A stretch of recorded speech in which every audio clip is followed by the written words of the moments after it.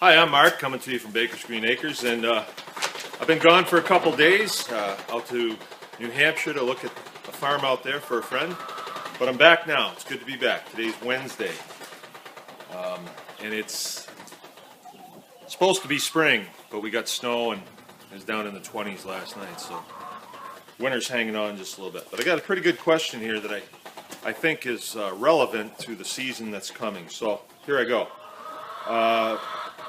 This comes from Kathy Bumgartner out in Kentucky, and she said, we'd like to know the best chicken house plans for sale. There's some other things in here that I won't go into, but there's a question between a chicken coop and a chicken tractor. All right, and I plan to explain tomorrow what a chicken tractor is and actually show you. But today I want to talk about a chicken coop. And the two options would be a movable chicken coop and a stationary coop. All right. Now the question goes like this: we are looking would like to know where the best chicken house plans are for sale. I really don't know about that. And my wife got back to her and said that I would try and answer that question. Well, I think that if you look at one and you decide what your needs are, you could sit down and you could design one, and that's what I did. I want to show you what I was looking for in a chicken coop. Now, what I do is I follow my cattle by about 4 or 5 days with my chickens. All right, so this chicken house here will have 200 chickens in it, and then we can pull this one along, so it is movable. And when I move the cattle off of a field, in 4 or 5 days, I'll put the chickens on that field, and the chickens will go through and they'll scavenge for bugs, and they'll tear apart the manure piles and get all the little fly larvae out of there. And so it does a couple things. It feeds them good protein, which they need, the chickens, and it also sanitizes the pasture because it spreads out all that manure and allows it to get down into the soil quicker. And it's very good for the pasture. You know, the pasture needs manure. So we designed this chicken coop with that in mind. It's got skids on the bottom. A skid would be like a ski, and all I did was take a 6x6 pressure treated post that was 12 foot long, and then cut it at an angle, like a ski.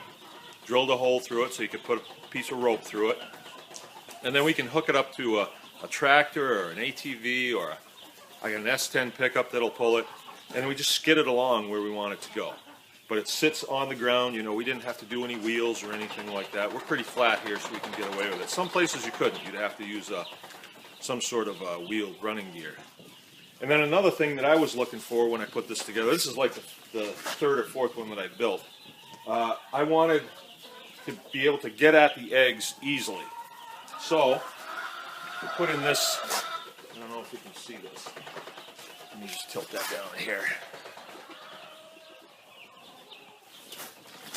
Put in this door right here. And once I flip that up, this opens up like that. And you can, it's like 9 o'clock in the morning, so these hens they're in there now and they're laying. So I can just get right at the eggs. They're right there. Ooh, there's a nice warm one. There's 4 laying boxes in here, and that's enough. It forces the chickens to lay all in the same area. And then we can clean this very easily from the outside. You just scoop out the old bedding. And then we did another thing is we put a lid on the top of the nesting boxes that we could lower at night so the chickens won't sleep in their nesting boxes because they'd like to do that. So we can get the eggs really easily. You don't have to go crawling inside, which is a nice thing. Let me put this back up. And then I put in this here. This is a vent. So if it gets really cold out and the wind's really whistling, we can close this off. And there's one on the other side as well. But generally this stays up. And then on this door, on this side, there's a personnel door where I can get in there. It's big enough for me to get in there. On this side, on this end, there's a small door that's only about this big, and it's hinged, so it flips up. It's got this rope on it. I don't know if you can see. No, I can't see that.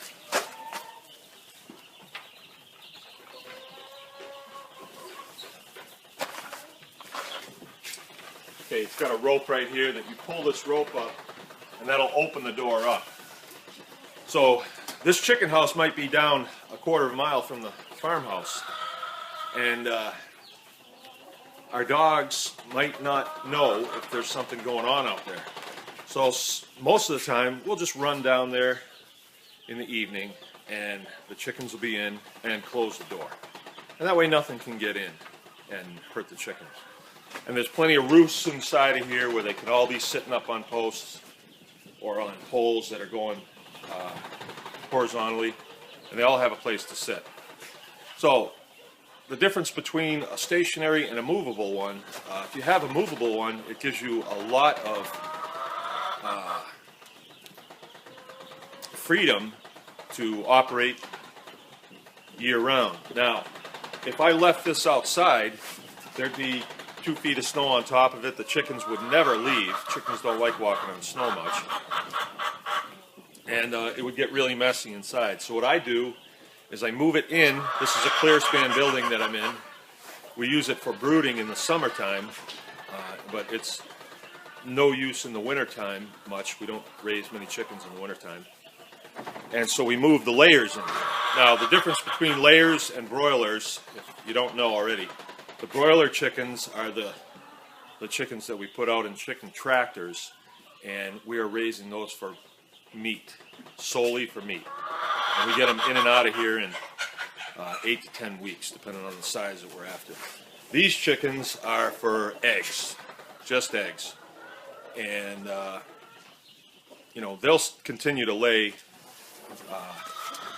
all winter long, but their environment has to be, you know, conducive to that. If they're all jammed up inside of this thing, outside, and they can't get out, it's not going to be a pretty situation. So we give them plenty of room in here, inside the clear span.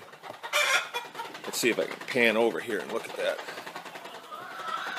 I just build a little fenced-in area that they can get out of here, and they can mill around in here, and then we bed it with straw or hay or whatever.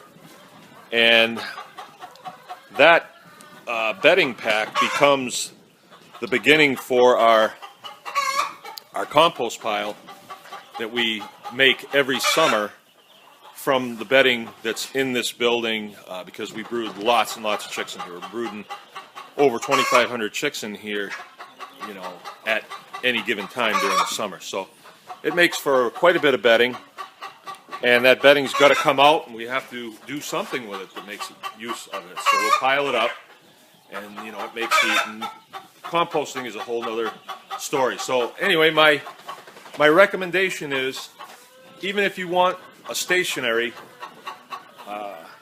chicken coop, build one on skids, and if you want it stationary, don't move it. But someday, if you want to move it, you can. Like, even if you decide you don't want to do chickens, you might want to get rid of them. We'll talk again another time about feeding of these chickens, because that's of concern too. But I think that answers it for now, Catherine. So remember, anyone can farm, and thanks for listening. Bye. To raise healthy chickens, visit the website in the description box below for more guidelines.